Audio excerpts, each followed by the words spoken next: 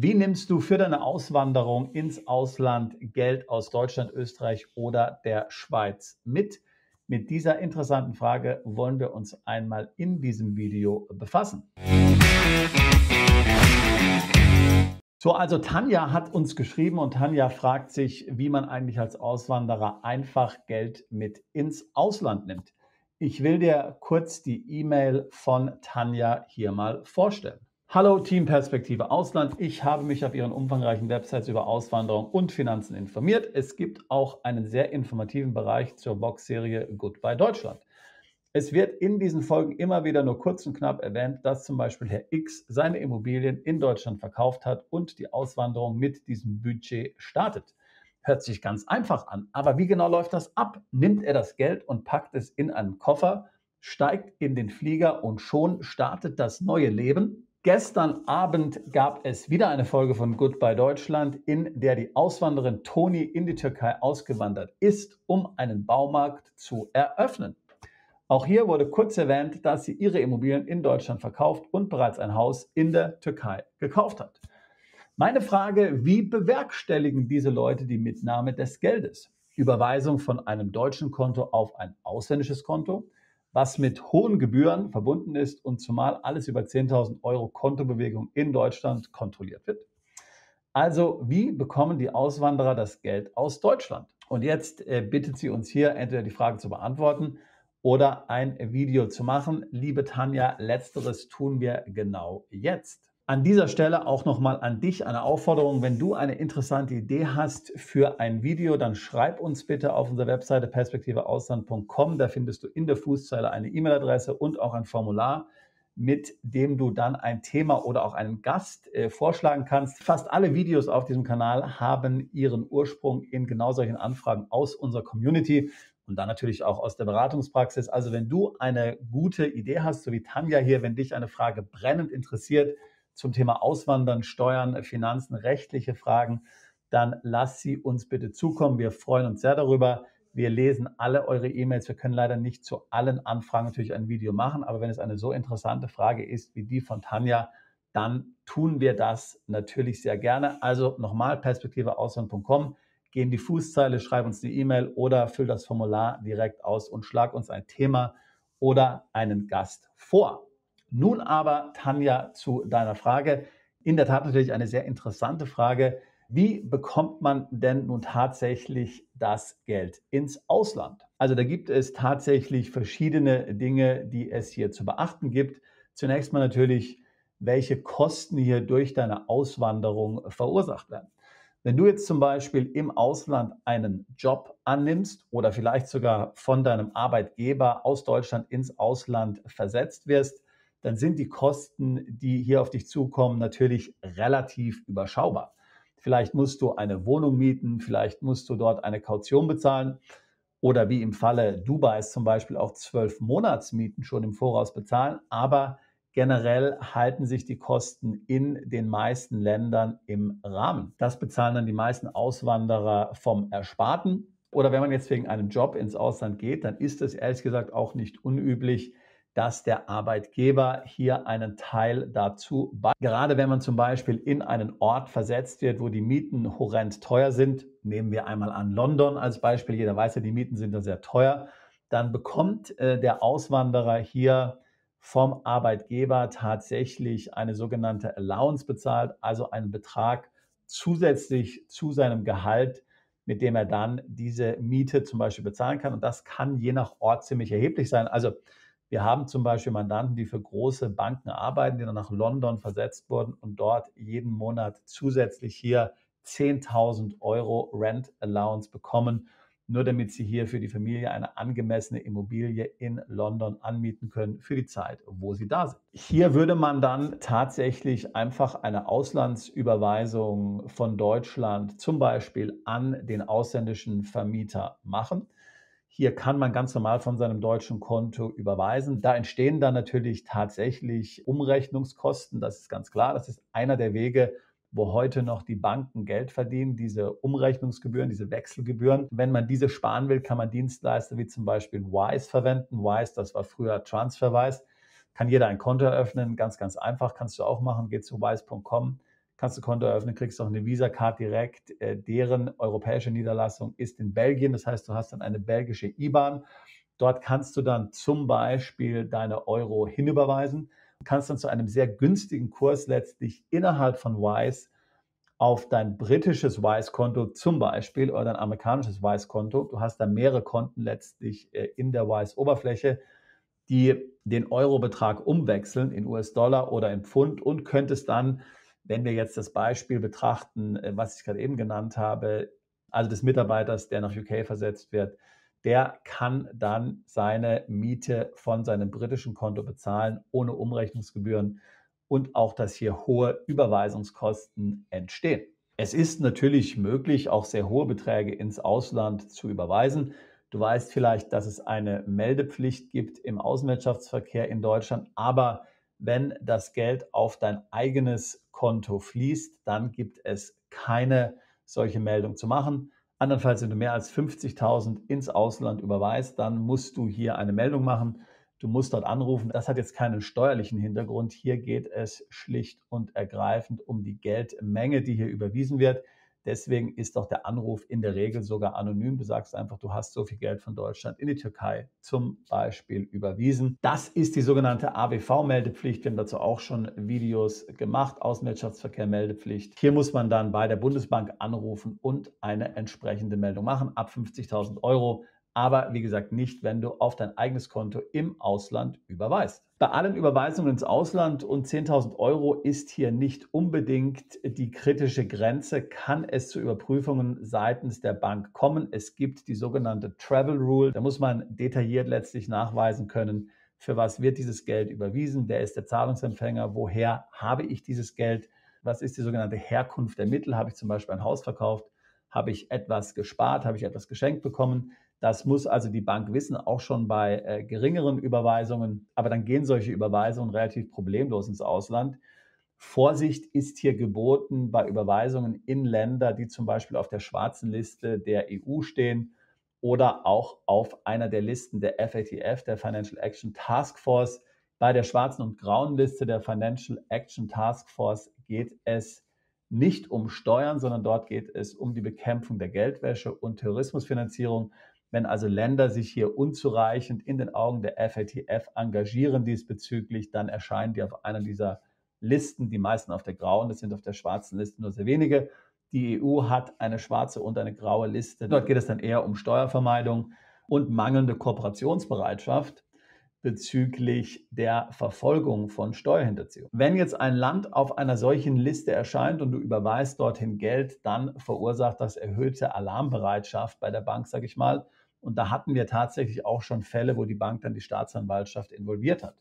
Wir hatten zum Beispiel eine Mandantin, die hat ihre Wohnung in Deutschland verkauft und hat dann eine Wohnung in Panama gekauft. Eine ganz normale Wohnung in Panama kosten vielleicht 500.000 Euro und dann stand kurze Zeit später der Staatsanwalt bei ihr vor der Tür, weil eben Panama hier einer der üblichen Verdächtigen ist, sage ich jetzt mal. Aber sie konnte dann alles nachweisen, sie konnte dann zeigen, woher sie das Geld hat, nämlich aus dem Verkauf ihrer deutschen Immobilie und warum sie dieses Geld nach Panama überwiesen hat. Das Geld wird dann ja nicht eingezogen, sondern ist maximal eingefroren für ein paar Tage. Aber lästig ist natürlich trotzdem. Vielfach kann man das vermeiden, indem man im Vorfeld mit der Bank spricht. Das ist bei großen Beträgen jedenfalls eine gute Idee. 10.000 ist hier nicht unbedingt die Grenze. Also wir hatten auch schon tatsächlich Fälle, wo Mandanten weit weniger überwiesen haben, 5.000 oder 7.000. Und dann wurde hier die Compliance-Abteilung der Bank eingeschaltet, zum Beispiel 7.000 Euro an eine Kryptobörse im Ausland geschickt und so weiter. Also 10.000 Euro ist hier nicht wirklich eine harte Grenze, höchstens eine Hausnummer. So viel mal zum Thema, was man überweisungstechnisch wissen muss. Also Überweisung ins Ausland, auch größere Beträge, in der Regel problemlos möglich. Man sollte sich hier tatsächlich damit befassen, wie man das günstig machen kann. Ich mag mich an einen Mandanten erinnern, der ein Konto in der Schweiz hatte und dann nach Paraguay hier eine größere Summe überwiesen hatte. Und da wurden dann sage und schreibe 10.000 Euro an Umrechnungsgebühren und Bankgebühren fällig. 10.000 Euro. Ich glaube, er hatte insgesamt vielleicht 500.000, 600.000 überwiesen, um dort eine Immobilie zu kaufen. Also das ist natürlich schon sehr, sehr happig. Also deswegen sich hier Gedanken darüber zu machen, wie ich kostengünstig überweisen kann, Das lohnt sich immer, aber die Bankgebühren lassen sich eben auch nicht immer verhindern. Je exotischer das Land, desto höher die Kosten. Davon kann man auf jeden Fall ausgehen. Jetzt kommen wir aber nochmal zurück, Tanja, zu deiner ursprünglichen Frage. Wie macht man das denn nun, wenn man im Ausland, wie jetzt im Falle hier von Goodbye Deutschland in der Folge, die du zitiert hast, zum Beispiel einen Baumarkt kaufen will, ein Hotel oder ein Restaurant, wie es ja hin und wieder mal präsentiert wird hier in der Fernsehserie Goodbye Deutschland. Da ist es tatsächlich ein üblicher Weg, seine deutsche Immobilie oder seine deutschen Immobilien zu verkaufen. Das wird tatsächlich sehr häufig gemacht, auch von unseren Mandanten, weil das natürlich das Lieblingsvermögen der Deutschen ist, sage ich mal. Manche verkaufen auch Krypto, manche verkaufen auch Aktien. Aber Immobilien sind natürlich häufig die Assets, die am ehesten verkauft werden. Gerade wenn man jetzt eine Immobilie in Deutschland schon für mehr als 10 Jahre besitzt, dann ist ja der Verkauf steuerfrei. Wenn es die hauptgenutzte Immobilie ist, in der du also wohnst, dann kannst du sogar noch schneller steuerfrei verkaufen. Also der Verkauf einer Immobilie ist ja für viele Auswanderer der naheliegendste Weg, das entsprechende Kapital zu bekommen, um dann im Ausland den Traum von neuen Leben im Paradies finanzieren zu können. Dabei spielt natürlich auch eine Rolle, dass viele Auswanderer die Zukunft Deutschlands und der EU eher kritisch sehen. Viele befürchten auch Dinge wie Enteignung oder Lastenausgleich, falls der Staat hier einmal wirklich klamm wird. Denn irgendwie muss ja der Sozialstaat weiter finanziert werden, wenn man sich die ganzen Schulden anschaut. Wenn man sich vielleicht sinkende Einnahmen des Staates anschaut, da machen sich natürlich viele Deutsche Sorge, dass es zu einer solchen Maßnahme kommt. Ich persönlich bin da eher vorsichtig. Da gibt es keine wirklichen konkreten Hinweise im Sinne von Gesetzesvorhaben, die so etwas hier vermuten lassen würden, auch wenn es natürlich entsprechende Gesetze im Hintergrund seit vielen Jahren und Jahrzehnten gibt. Das ist mir völlig klar. Aber dass jetzt etwas kurzfristig aktiviert werden würde, halte ich persönlich für eher unwahrscheinlich. Aber dennoch halte ich es natürlich für eine sehr gute Idee, sich international zu diversifizieren, also international in Assets zu investieren, nicht nur ein großes Klumpenrisiko in Deutschland zu haben. Also wenn du 5 Immobilien hast in Deutschland, um Gottes Willen, dann kauf keine sechste, sondern kauf die sechste lieber im Ausland. Verkauf lieber noch 2 und kaufe dann 2 weitere Immobilien im Ausland oder investiere in irgendetwas anderes. Ja, also das ist ganz klar. Und die Auswanderer in Goodbye Deutschland, denen geht es natürlich genauso. Entweder will man auswandern. Bei vielen kommt dann noch dazu, dass man vielleicht etwas geerbt hat und jetzt sowieso eine Immobilie hat, die man verkaufen möchte, weil man sie nicht selbst bewohnen möchte. Und auch keine Lust hat, sich als Vermieter zu betätigen, was ja heutzutage auch ziemlich stressig und unerfreulich sein kann. Also dann lieber verkaufen und den Traum im Ausland finanzieren. Dass jemand jetzt hier Geld in bar mitnimmt, also das passiert garantiert heute nicht mehr. Sowas lässt sich heute im Grunde genommen nicht mehr machen. Bargeld ist dann auch vielfach natürlich im Ausland nicht akzeptiert, zumindest nicht in größeren Beträgen und einfach schlicht und ergreifend auch unpraktisch.